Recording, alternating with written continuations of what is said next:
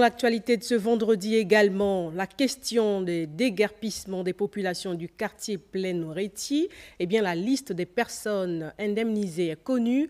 Les procès verbaux de remise de chèques ont été remis au ministre en charge de l'habitat par le cabinet Maître Benga, en charge de l'opération menée en 2009. La première partie des bénéficiaires, qui concerne une centaine de ménages, a été rendue publique cet après-midi par le chef du département Habitat. Bienvenue Minko Armand Moupende, Fréjus Ameke Kenza de la communication présidentielle.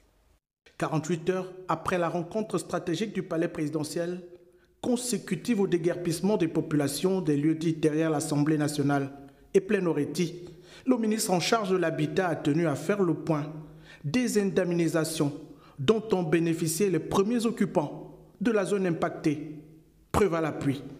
Justement, c'est des listes qui prouvent que les premiers occupants de ces endroits-là ont été indemnisés. Vous avez toutes les preuves, comme je l'avais signifié, les gens qui ont été indemnisés, qui étaient dans la zone de derrière l'ambassade du Liban de la Chine et qui aujourd'hui ne reconnaissent plus avoir été indemnisés.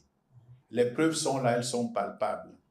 C'est le cabinet Maître Benga qui avait fait l'opération et on a reçu une première partie, une centaine de ménages qui ont été indemnisés et les preuves sont là. La première partie de ces dossiers concerne une centaine d'occupants ayant signé et perçu en bonne et due forme un procès verbal de remise de chèques assorti d'un commandement de quitter et de vider les lieux. Et j'ai entendu dans l'opinion qu'il n'y avait pas de preuves.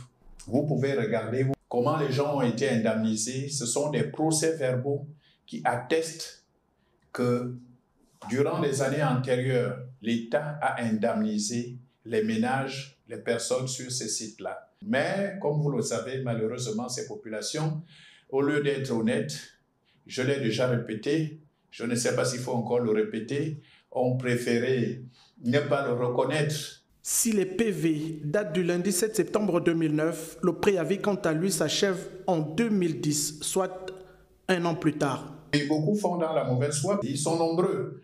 Je peux prendre l'exemple de Madame Mfone Zor Delphine.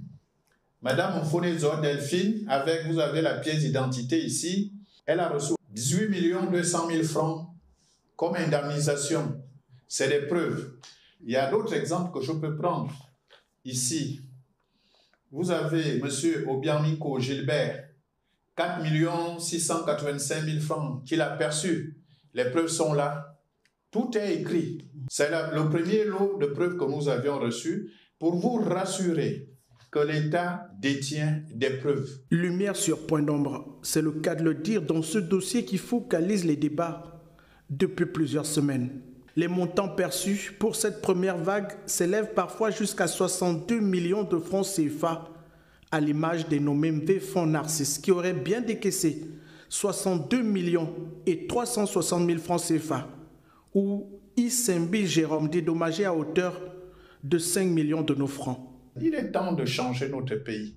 On ne peut plus continuer à rester en arrière comme vous voyez. C'est le moment de changer la capitale, de donner une autre image, une image concurrentielle de notre pays.